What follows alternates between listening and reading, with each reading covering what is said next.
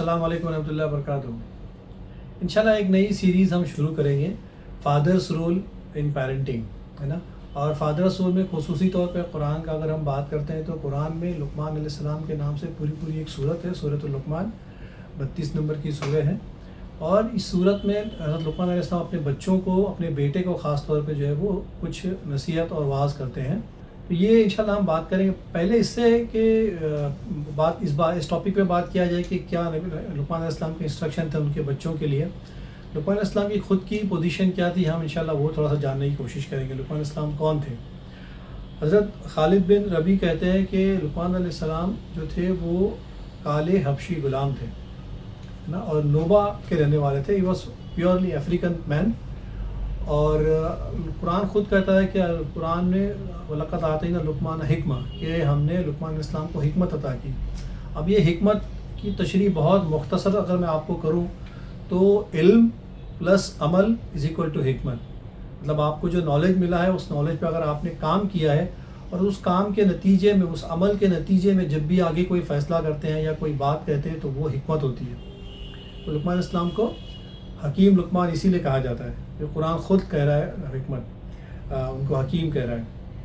सईद बिन मुसय्यब रज़ियल्लाहु अन्हु रहमतुल्लाह अलैह सहाबी नहीं थे, वो ताबई थे। वो सहाबा को आपने देखा है, हज़रत सईद बिन मुसय्यब रज़ियल्लाहु अन्हु। वो कहते हैं कि एक ब्लैक आदमी था, एक काला हबशी आदमी था। उसको देख के कहते हैं कि तुम अपनी रंगत की वजह से डिप्रेशन में मत जाओ, स्ट्रेस में मत जाओ। क्यों? क्योंकि 3 गुलाम ऐसे जो बाकी सारे मर्दों से बेहतर है। बोले कौन 3 गुलाम है? तो एक है बिलाल जो ग़ुलाम रसूल है सल्लल्लाहु अलैहि वसल्लम, बिलाल बिन हबशी रज़ियल्लाहु अन्हु। दूसरे कहते हैं कि इब्न महजा जो हज़रत उमर के ग़ुलाम थे। और तीसरे कहते हैं कि लुक़मान जो पहले ग़ुलाम थे और बाद में इनको हिकमत अता कि अल्लाह ने इनको बाद में बहुत इज़्ज़त दी, इनके नाम से सूरत उतारी। इनकी ये वहाँ बैठ के वाज़ व नसीहत करते थे। और पूछा, एक शख्स ने एक बार इनकी मजलिस में बैठा था तो उसने शख्स ने आपको पूछा, बोले तुम तो वही हो ना जो बकरियाँ चराया करते थे मेरे साथ? तो लुक़मान ने कहा हाँ मैं वही हूँ। वो फिर कोई जुमला कहता तो बोलते भाई तुम कहना क्या चाहते हो? तो लुक़मान अलैहिस्सलाम को वो शख्स कहता है कि तुम बकरियाँ चराते चराते ये कहाँ तक ऊपर जो है गद्दी पे जाके बैठे और लोगों को वाज़ व नसीहत कर रहे हो? तो लुक़मान कहते हैं कि इसकी वजह यह है कि मैं लायानी बातों से दूर रहता था, बेज़रर बातों से, मतलब ऐसी बातें जिसका कोई मानी नहीं है उस बातों से मैं दूर रहता था। इस वजह से, और 2-3 जो है वो अच्छे काम गिनाए कि इस वजह से जो है वो मैं, अल्लाह ने मुझे ये मनसब अता किया। जैसे बात आई कि आप जो है वो ग़ुलाम भी थे, ग़ुलाम ही थे शुरू में।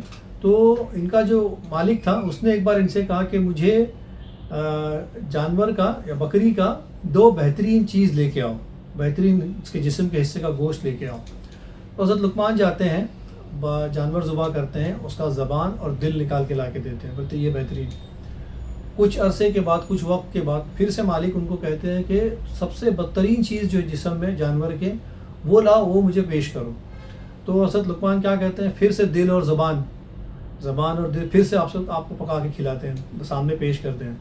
तो कहते हैं ये क्या बात हुई, जब बेहतरीन चीज़ मांगा तो भी यही 2 लेके आए, ज़बान और दिल, बदतरीन मांगा तो यही 2 चीज़ लेके आए। तो लुक़मान कहते हैं कि अगर ये किसी के जिस्म में ज़बान और उसका दिल अगर साफ़ रहेगा, ज़बान साफ़ रहेगी तो उसका पूरा जिस्म बेहतरीन रहेगा। और फिर कहते हैं अगर यही चीज़ बिगड़ गई, यही चीज़ ख़राब हो गई तो पूरा जिस्म ख़राब हो जाएगा।